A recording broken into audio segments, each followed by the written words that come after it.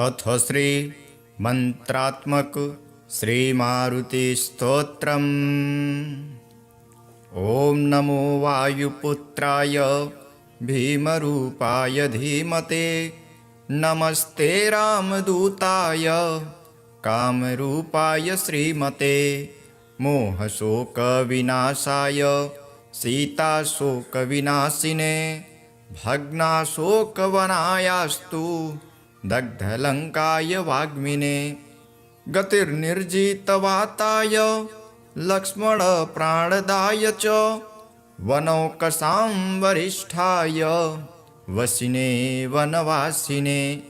तत्त्वज्ञानसुधासिन्धु निमग्नाय महीषये। आञ्जनेयाय शूराय सुग्रीवसचिवाय ते। जन्ममृत्युभयङ्नाय सर्वक्लेशहराय च। नेदिष्ठाय प्रेतभूत पिशाचभयहारिणे। यातनानाशनायास्तु नमो मर्कटरूपिणे। यक्षराक्षसशार्दूल सर्पवृश्चिकभृभृते। महाबलाय वीराय चिरञ्जीविने उद्धते। हारिणे वज्रदेहाय चोल्लङ्घितमहाब्धये। बले नामग्रगण्याय नमो नमः पाहि मारुते। लाभदोषी त्वमेवासु हनुमान राक्षसान्तक। यशो जयं च मे देहि शत्रुन्नाशाय नाशय। स्वाश्रितानां भयदं य एवं स्तौति मारुतिं। हानिः कुरो भवेत्तस्य सर्वत्र विजये भवेत्। इति श्री मारुतिस्तोत्रम्। अथ श्री आपदुद्धारक हनुमत्स्तोत्रम्।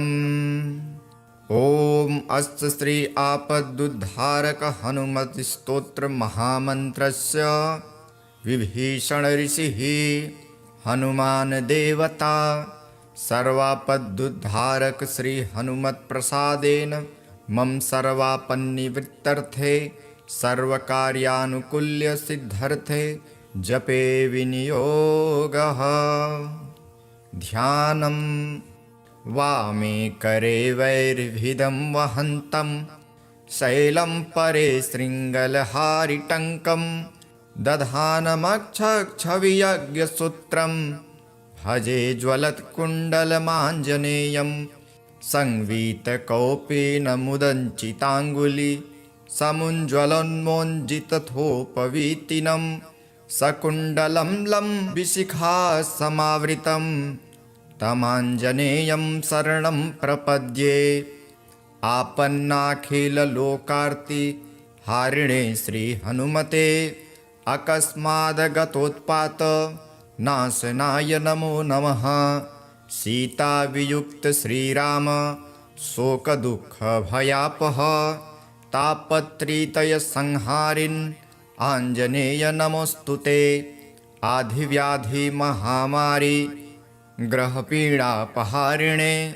प्राणापहत्रे दैत्यानां रामप्राणात्मने नमः। संसारसागरावर्त कर्तव्यभ्रान्तचेतसां शरणागतमर्त्यानां शरण्याय नमोऽस्तुते। वज्रदेहाय कालाग्नि रुद्रायामिततेजसे। ब्रह्मास्त्रस्तम्भनायास्मै नमः श्रीरुद्रमूर्तये। रामेष्टं करुणापूर्णं हनुमन्तं भयापहं। शत्रुनाशकरं भीमं सर्वाभीष्टप्रदायकं। कारागृहे प्रयाणे वा संग्रामे शत्रुसङ्कटे। जले स्थले तथाकाशे वाहनेषु चतुष्पथे। गजसिंह महाव्याघ्र चोरभीषणकानने। ये स्मरन्ति हनुमन्तं तेषां नास्ति विपत् क्वचित्। सर्ववानरमुख्यानां प्राणभूतात्मने नमः। शरण्याय वरेण्याय वायुपुत्राय ते नमः। प्रदोषे वा प्रभाते वा ये स्मरन्त्यञ्जनासुतम् अर्थसिद्धिं जयं कीर्तिं प्राप्नुवन्ति न संशयः। जपत्वा स्तोत्रमिदं मन्त्रं प्रतिवारं पठेन्नरः राजस्थाने सभास्थाने प्राप्ते वादे लभिञ्जयं। विभीषणकृतं स्तोत्रं यः पठेत् प्रयतो नरः सर्वापद्यो विमुच्येत नात्र कार्या विचारणा। अथ मंत्र मर्कटेश महोत्साह सर्वशोकनिवारक शत्रुं संहर मां रक्ष श्रियं दापय भो हरे। इति श्री विभीषणकृतं सर्वापदुद्धारक श्री हनुमत् स्तोत्रम्। अथ श्री गणनायकाष्टकम्। एकदन्तं महाकायं तप्तकाञ्चनसन्निभं लम्बोदरं विशालाक्षं वन्देऽहं गणनायकं। मौञ्जीकृष्णाजिनधरं नागयज्ञोपवीतिनं बालेन्दुशुकलामौलिं वन्देऽहं गणनायकम्। अम्बिकाहृदयानन्दं मातृभिः परिवेष्टितं भक्तप्रियं मदोन्मन्तं वन्देऽहं गणनायकं। चित्ररत्नविचित्राङ्गं चित्रमालाविभूषितं चित्ररूपधरं देवं वन्देऽहं गणनायकं। गजवक्त्रं सुरश्रेष्ठं कर्णचामरभूषितं पाशाङ्कुशधरं देवं वन्देऽहं गणनायकं। मूषकोत्तममारुह्यं देवासुरमहाहवे योद्धुकामं महावीर्यं वन्देऽहं गणनायकं। यक्षकिन्नरगन्धर्व सिद्धविद्याधरः सदा स्तूयमानं महाबाहुं वन्देऽहं गणनायकं। सर्वविघ्नहरं देवं सर्वविघ्नविवर्जितं सर्वसिद्धिप्रदातारं वन्देऽहं गणनायकं।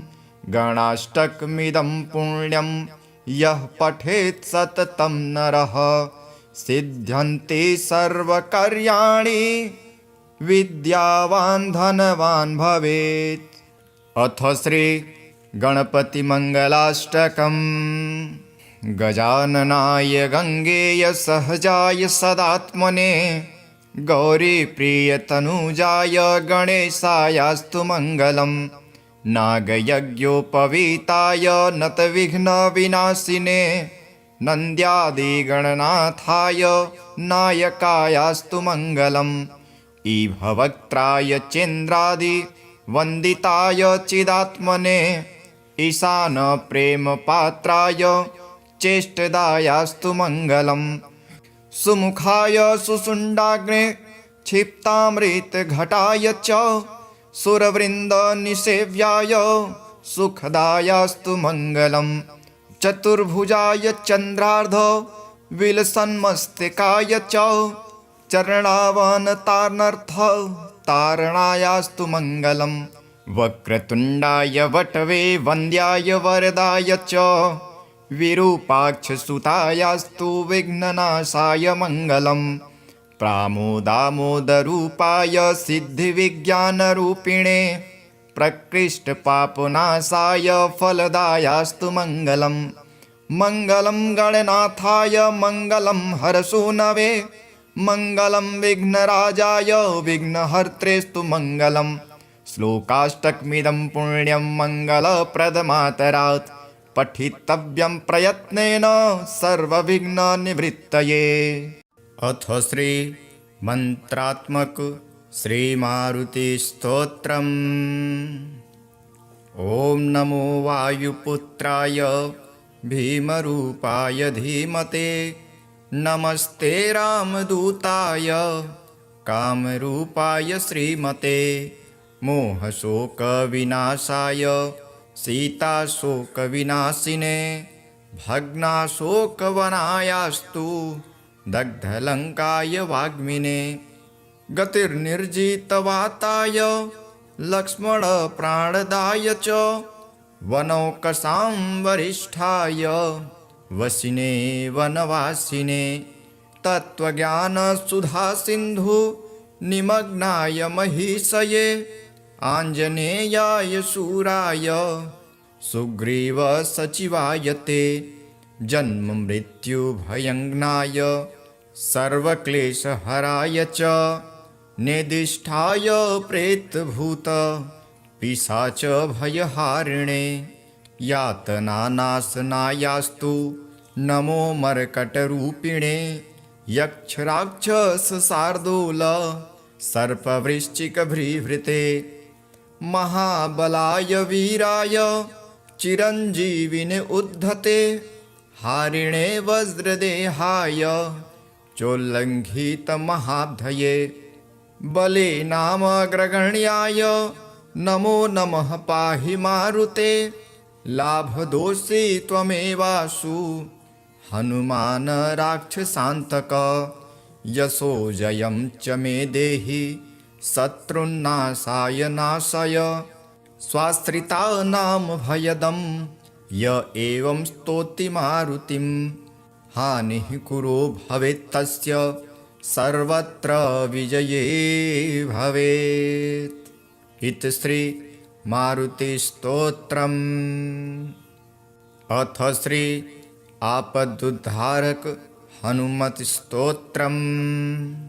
ॐ अस्य श्री आपदुद्धारक हनुमत्स्तोत्र महामन्त्रस्य विभीषण ऋषिः हनुमान देवता सर्वापदुद्धारक श्री हनुमत्प्रसादेन मम सर्वापन्निवृत्तर्थे सर्वकार्यानुकूल्य सिद्धर्थे जपे विनियोगः। ध्यानं वामे करे वैर्भिदं वहन्तं शैलं परे शृङ्गलहारिटङ्कं दधानमक्षक्षवियज्ञसूत्रं भजे ज्वलत्कुण्डलमाञ्जनेयं संवीतकौपेन मुदञ्चिताङ्गुली समुज्ज्वलोन्मोञ्जितथोपवीतिनं सकुण्डलं लम्बिशिखा समावृतं तमाञ्जनेयं शरणं प्रपद्ये। आपन्नाखिललोकार्ति हारिणे श्रीहनुमते अकस्मादगतोत्पात नाशनाय नमो नमः। सीतावियुक्त श्रीराम शोकदुःखभयापः तापत्रितयसंहारिन् आञ्जनेय नमोऽस्तु ते। आधिव्याधिमहामारी ग्रहपीडापहारिणे प्राणापहत्रे दैत्यानां रामप्राणात्मने नमः। संसारसागरावर्त कर्तव्यभ्रान्तचेतसां शरणागतमर्त्यानां शरण्याय नमोऽस्तु ते। वज्रदेहाय कालाग्नि रुद्रायामिततेजसे ब्रह्मास्त्रस्तम्भनायास्मै नमः श्रीरुद्रमूर्तये। रामेष्टं करुणापूर्णं हनुमन्तं भयापहं शत्रुनाशकरं भीमं सर्वाभीष्टप्रदायकं कारागृहे प्रयाणे वा संग्रामे शत्रुसङ्कटे जले स्थले तथाकाशे वाहनेषु चतुष्पथे गजसिंह महाव्याघ्र चोरभीषणकानने ये स्मरन्ति हनुमन्तं तेषां नास्ति विपत् क्वचित्। सर्ववानरमुख्यानां प्राणभूतात्मने नमः। शरण्याय वरेण्याय वायुपुत्राय ते नमः। प्रदोषे वा प्रभाते वा ये स्मरन्त्यञ्जनासुतम् अर्थसिद्धिं जयं कीर्तिं प्राप्नुवन्ति न संशयः। जपत्वा स्तोत्रमिदं मन्त्रं प्रतिवारं पठेन्नरः राजस्थाने सभास्थाने प्राप्ते वादे लभिञ्जयं विभीषणकृतं स्तोत्रं यः पठेत् प्रयतो नरः सर्वापद्यो विमुच्येत नात्र कार्या विचारणा। अथ मंत्र मर्कटेश महोत्साह सर्वशोकनिवारक शत्रुं संहर मां रक्ष श्रियं दापय भो हरे। इति श्री विभीषणकृतं सर्वापदुद्धारक श्री हनुमत् स्तोत्रम्। अथ श्री गणनायकाष्टकम्। एकदन्तं महाकायं तप्तकाञ्चनसन्निभं लम्बोदरं विशालाक्षं वन्देऽहं गणनायकं मौञ्जीकृष्णाजिनधरं नागयज्ञोपवीतिनं बालेन्दुशुकलामौलिं वन्देऽहं गणनायकम् अम्बिकाहृदयानन्दं मातृभिः परिवेष्टितं भक्तप्रियं मदोन्मन्तं वन्देऽहं गणनायकं चित्ररत्नविचित्राङ्गं चित्रमालाविभूषितं चित्ररूपधरं देवं वन्देऽहं गणनायकं गजवक्त्रं सुरश्रेष्ठं कर्णचामरभूषितं पाशाङ्कुशधरं देवं वन्देऽहं गणनायकं मूषकोत्तममारुह्यं देवासुरमहाहवे योद्धुकामं महावीर्यं वन्देऽहं गणनायकं यक्षकिन्नरगन्धर्व सिद्धविद्याधरः सदा स्तूयमानं महाबाहुं वन्देऽहं गणनायकं सर्वविघ्नहरं देवं सर्वविघ्नविवर्जितं सर्वसिद्धिप्रदातारं वन्देऽहं गणनायकं गणाष्टकमिदं पुण्यं यः पठेत् सततं नरः सिद्ध्यन्ति सर्वकार्याणि विद्यावान् धनवान् भवेत्। अथ श्री गणपतिमङ्गलाष्टकम्। गजाननाय गङ्गेय सहजाय सदात्मने गौरीप्रियतनुजाय गणेशायास्तु मङ्गलम् नागयज्ञोपवीताय नतविघ्नविनाशिने नन्द्यादिगणनाथाय नायकायास्तु मङ्गलम् ईभवक्त्राय चेन्द्रादिवन्दिताय चिदात्मने ईशानप्रेमपात्राय चेष्टदायास्तु मङ्गलम् सुमुखाय सुषुण्डाग्ने क्षिप्तामृतघटाय च सुरवृन्दनिसेव्याय सुखदायास्तु मङ्गलम् चतुर्भुजाय चन्द्रार्ध विलसन्मस्तिकाय च चरणावनतार्नर्थ तारणायास्तु मङ्गलम् वक्रतुण्डाय वटवे वन्द्याय वरदाय च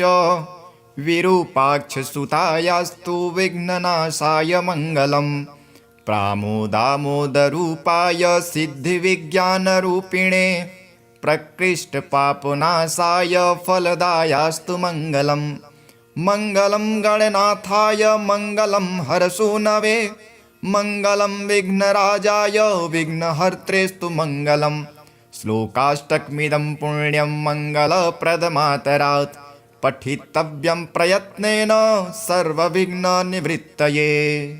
अथ श्री मंत्रात्मक श्री मारुति स्तोत्रम्। ओम नमो वायुपुत्राय भीमरूपाय धीमते नमस्ते रामदूताय कामरूपाय श्रीमते मोहशोकविनाशाय सीताशोकविनाशिने भग्नाशोकवनायास्तु दग्धलङ्काय वाग्मिने गतिर्निर्जितवाताय लक्ष्मणप्राणदाय च वनौकसां वरिष्ठाय वसिने वनवासिने तत्त्वज्ञानसुधासिन्धु निमग्नाय महीषये आञ्जनेयाय शूराय सुग्रीवसचिवाय ते जन्ममृत्युभयङ्नाय सर्वक्लेशहराय च नेदिष्ठाय प्रेतभूत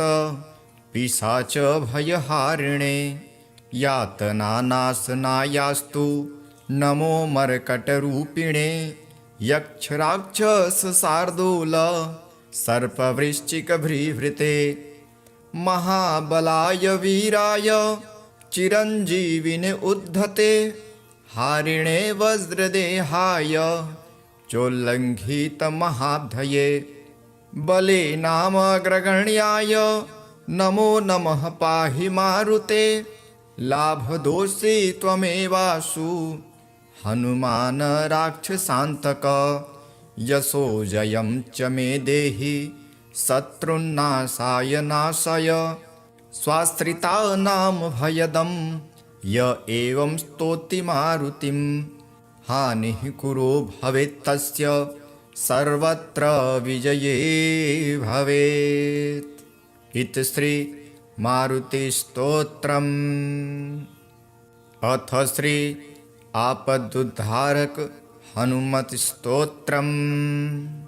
ओम अस्य श्री आपदुद्धारक हनुमत्स्तोत्र महामन्त्रस्य विभीषण ऋषिः हनुमान देवता सर्वापदुद्धारक श्री हनुमत्प्रसादेन मम सर्वापन्निवृत्तर्थे सर्वकार्यानुकूल्य सिद्धर्थे जपे विनियोगः।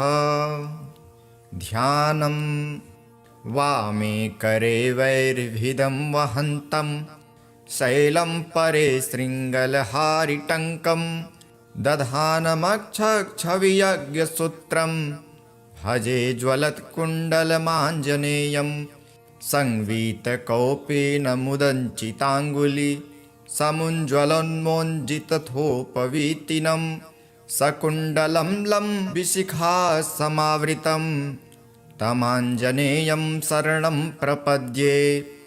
आपन्नाखिललोकार्ति हारिणे श्रीहनुमते अकस्मादगतोत्पात नाशनाय नमो नमः। सीतावियुक्त श्रीराम शोकदुःखभयापः तापत्रितयसंहारिन् आञ्जनेय नमोऽस्तुते। आधिव्याधिमहामारी ग्रहपीडापहारिणे प्राणापहत्रे दैत्यानां रामप्राणात्मने नमः। संसारसागरावर्त कर्तव्यभ्रान्तचेतसां शरणागतमर्त्यानां शरण्याय नमोऽस्तुते। वज्रदेहाय कालाग्नि रुद्रायामिततेजसे ब्रह्मास्त्रस्तम्भनायास्मै नमः श्रीरुद्रमूर्तये। रामेष्टं करुणापूर्णं हनुमन्तं भयापहं शत्रुनाशकरं भीमं सर्वाभीष्टप्रदायकं कारागृहे प्रयाणे वा संग्रामे शत्रुसङ्कटे जले स्थले तथाकाशे वाहनेषु चतुष्पथे गजसिंह महाव्याघ्र चोरभीषणकानने ये स्मरन्ति हनुमन्तं तेषां नास्ति विपत् क्वचित्। सर्ववानरमुख्यानां प्राणभूतात्मने नमः। शरण्याय वरेण्याय वायुपुत्राय ते नमः। प्रदोषे वा प्रभाते वा ये स्मरन्त्यञ्जनासुतम् अर्थसिद्धिं जयं कीर्तिं प्राप्नुवन्ति न संशयः। जपत्वा स्तोत्रमिदं मन्त्रं प्रतिवारं पठेन्नरः राजस्थाने सभास्थाने प्राप्ते वादे लभिञ्जयं।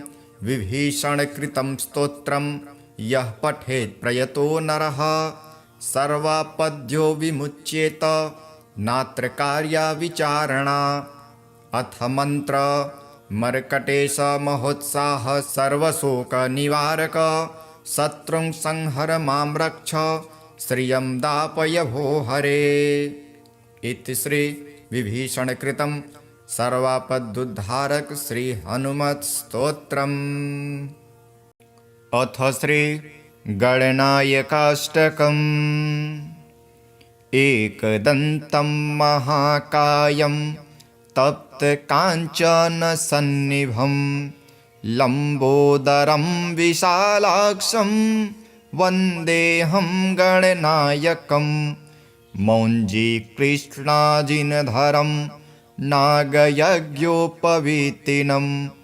बालेन्दुशुकलामौलिं वन्देऽहं गणनायकम् अम्बिकाहृदयानन्दं मातृभिः परिवेष्टितं भक्तप्रियं मदोन्मत्तं वन्देऽहं गणनायकम् चित्ररत्नविचित्राङ्गं चित्रमालाविभूषितं चित्ररूपधरं देवं वन्देऽहं गणनायकम् गजवक्त्रं सुरश्रेष्ठं कर्णचामरभूषितं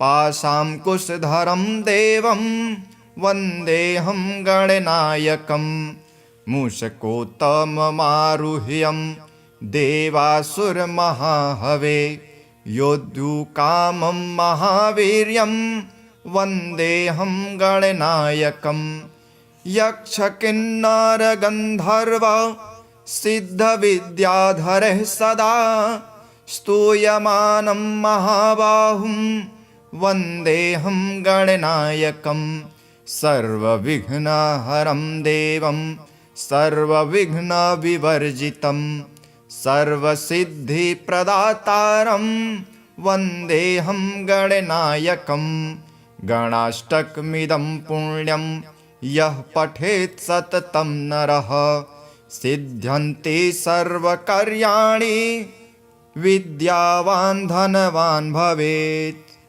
अथ श्री गणपतिमङ्गलाष्टकम्। गजाननाय गङ्गेय सहजाय सदात्मने गौरीप्रियतनुजाय गणेशायास्तु मङ्गलम् नागयज्ञोपवीताय नतविघ्नविनाशिने नन्द्यादिगणनाथाय नायकायास्तु मङ्गलम् ईभवक्त्राय चेन्द्रादिवन्दिताय चिदात्मने ईशानप्रेमपात्राय चेष्टदायास्तु मङ्गलम् सुमुखाय सुषुण्डाग्ने क्षिप्तामृतघटाय च सुरवृन्दनिसेव्याय सुखदायास्तु मङ्गलम् चतुर्भुजाय चन्द्रार्ध विलसन्मस्तिकाय च चरणावनतार्नर्थ तारणायास्तु मङ्गलम् वक्रतुण्डाय वटवे वन्द्याय वरदाय च विरूपाक्षसुतायास्तु विघ्ननाशाय मङ्गलम् प्रामोदामोदरूपाय सिद्धिविज्ञानरूपिणे प्रकृष्टपापनाशाय फलदायास्तु मङ्गलम् मङ्गलं गणनाथाय मङ्गलं हरसूनवे मङ्गलं विघ्नराजाय विघ्नहर्त्रेस्तु मङ्गलम् श्लोकाष्टकमिदं पुण्यं मङ्गलप्रदमातरात् पठितव्यं प्रयत्नेन सर्वविघ्ननिवृत्तये। अथ श्री मंत्रात्मक श्री मारुति स्तोत्रम्। ओम नमो वायुपुत्राय भीमरूपाय धीमते नमस्ते रामदूताय कामरूपाय श्रीमते मोहशोकविनाशाय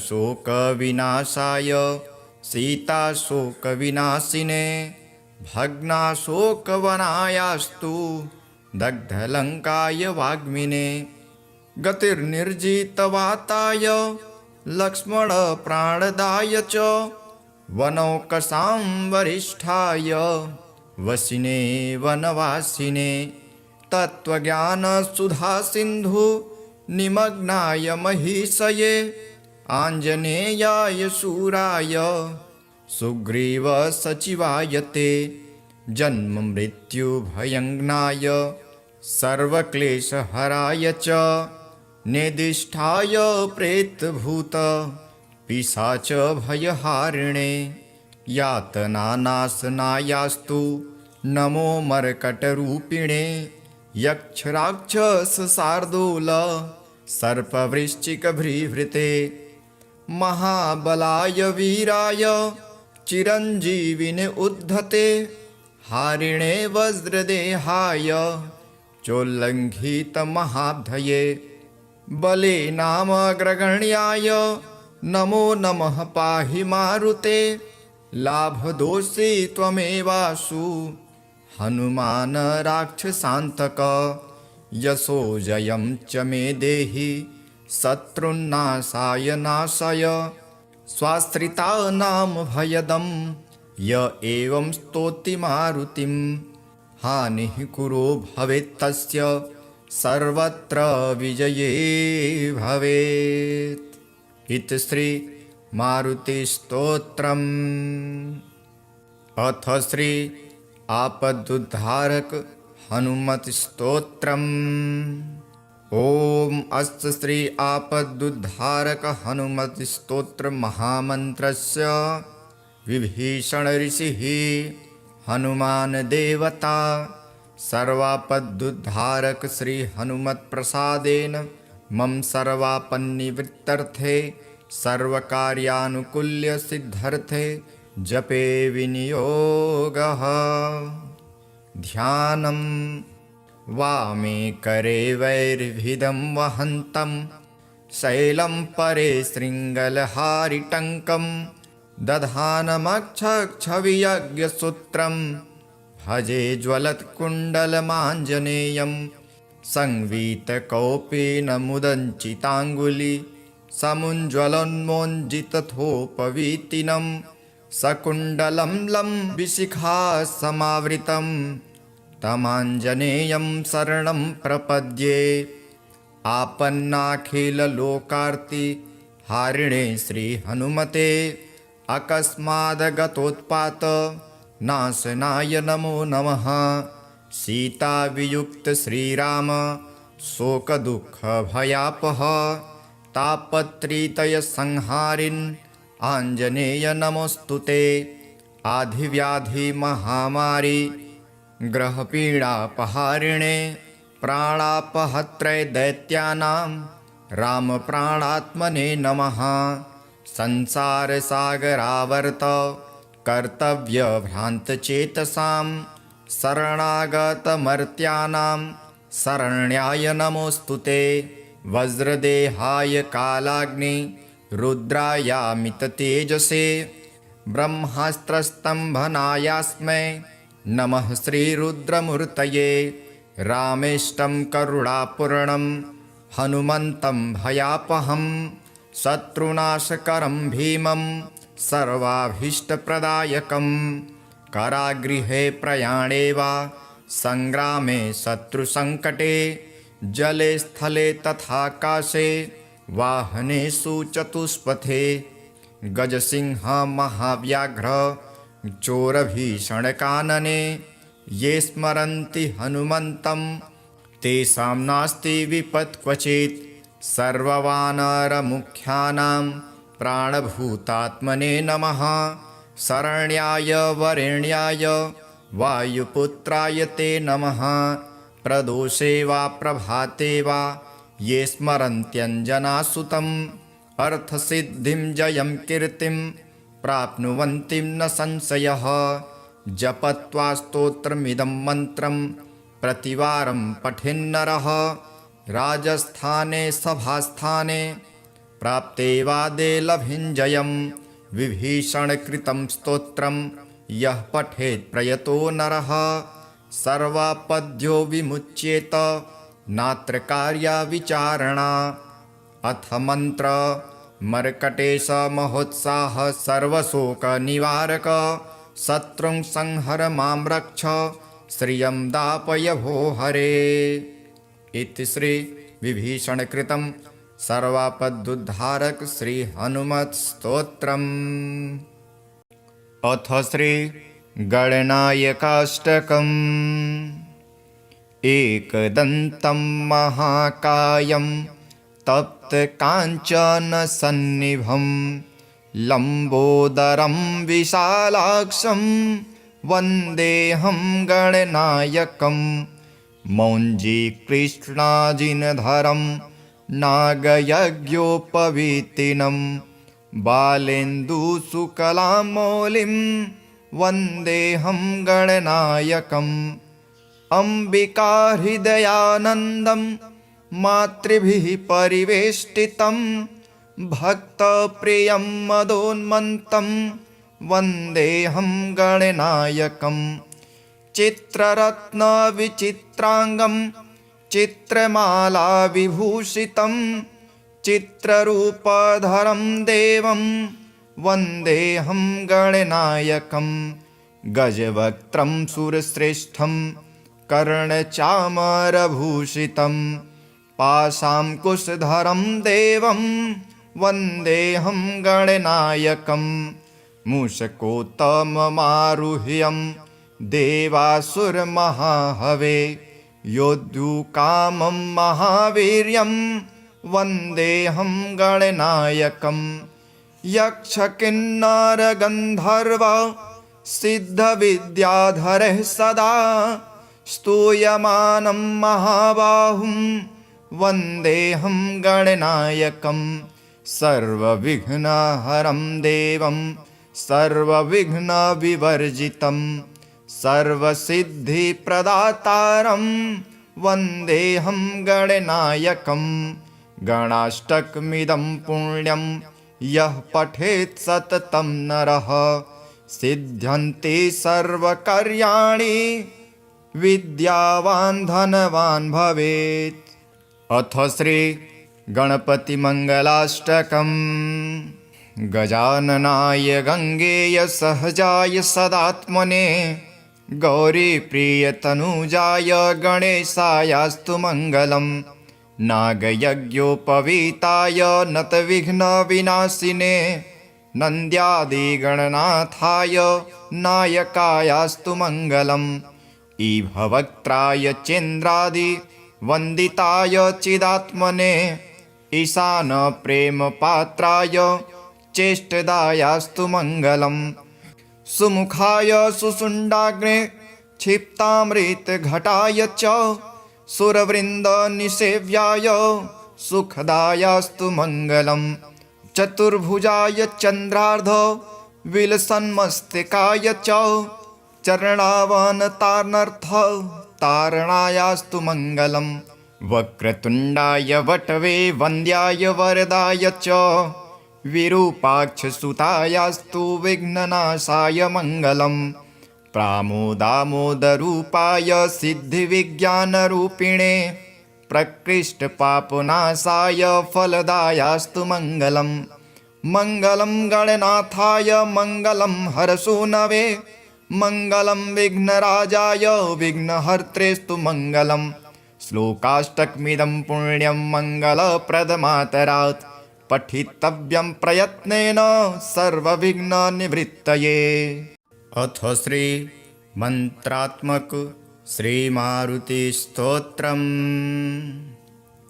ओम नमो वायुपुत्राय भीमरूपाय धीमते नमस्ते रामदूताय कामरूपाय श्रीमते मोहशोकविनाशाय सीताशोकविनाशिने भग्नाशोकवनायास्तु दग्धलङ्काय वाग्मिने गतिर्निर्जितवाताय लक्ष्मणप्राणदाय च वनौकसां वरिष्ठाय वसिने वनवासिने तत्त्वज्ञानसुधासिन्धु निमग्नाय महीषये आञ्जनेयाय शूराय सुग्रीवसचिवाय ते जन्ममृत्युभयङ्नाय सर्वक्लेशहराय च निदिष्ठाय प्रेतभूत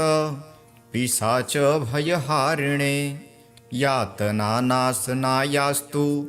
नमो मर्कटरूपिणे यक्षराक्षसशार्दूल सर्पवृश्चिकभ्रीभृते महाबलाय वीराय चिरञ्जीविने उद्धते हारिणे वज्रदेहाय चोल्लङ्घितमहाब्धये बलेनामग्रगण्याय नमो नमः पाहि मारुते लाभदोषी त्वमेवासु हनुमान राक्षसान्तक यशो जयं च मे देहि शत्रुन्नाशाय नाशय स्वाश्रितानां भयदं य एवं स्तोति मारुतिं हानिः कुरो भवेत्तस्य सर्वत्र विजये भवेत्। इति श्री मारुतिस्तोत्रम्।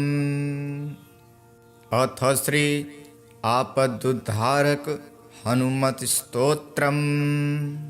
ओम अस्य श्री आपदुद्धारक हनुमत स्तोत्र महामन्त्रस्य विभीषण ऋषिः हनुमान देवता सर्वापदुद्धारक श्री हनुमत प्रसादेन मम सर्वापन्निवृत्तर्थे सर्वकार्यानुकूल्य सिद्धर्थे जपे विनियोगः।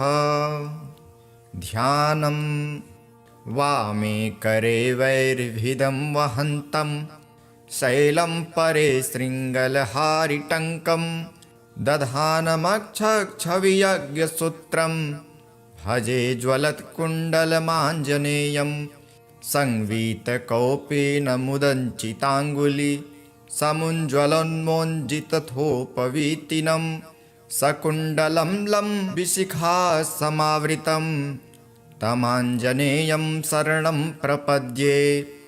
आपन्नाखिललोकार्ति हारिणे श्रीहनुमते अकस्मादगतोत्पात नाशनाय नमो नमः।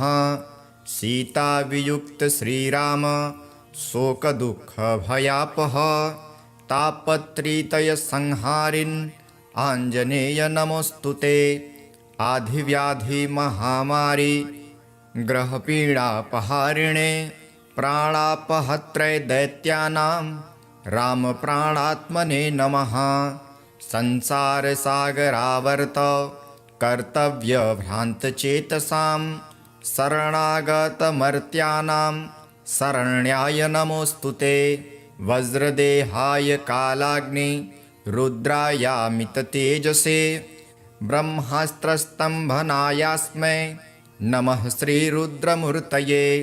रामेष्टं करुणापूर्णं हनुमन्तं भयापहं शत्रुनाशकरं भीमं सर्वाभीष्टप्रदायकं।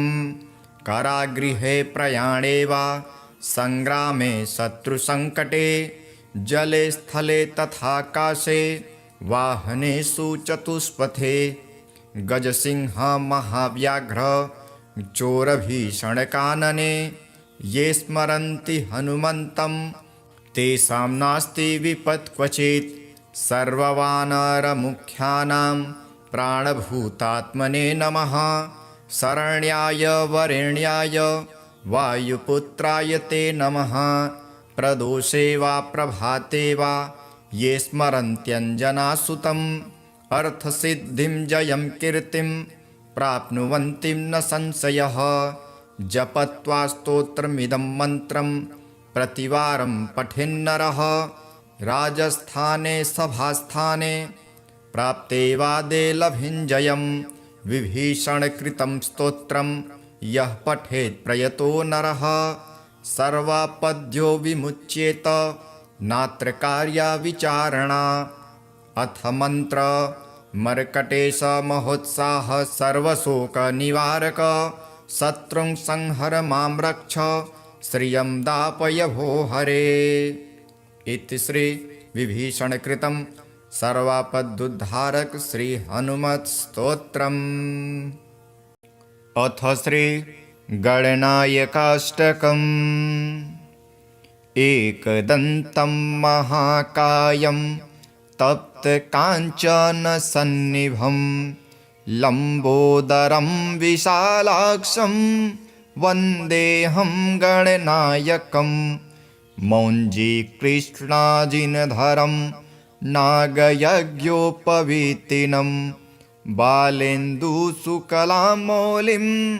वन्देऽहं गणनायकम् अम्बिकाहृदयानन्दं मातृभिः परिवेष्टितं भक्तप्रियं मदोन्मन्तं वन्देऽहं गणनायकम् चित्ररत्नविचित्राङ्गं चित्रमालाविभूषितं चित्ररूपधरं देवं वन्देऽहं गणनायकम् गजवक्त्रं सुरश्रेष्ठं कर्णचामरभूषितं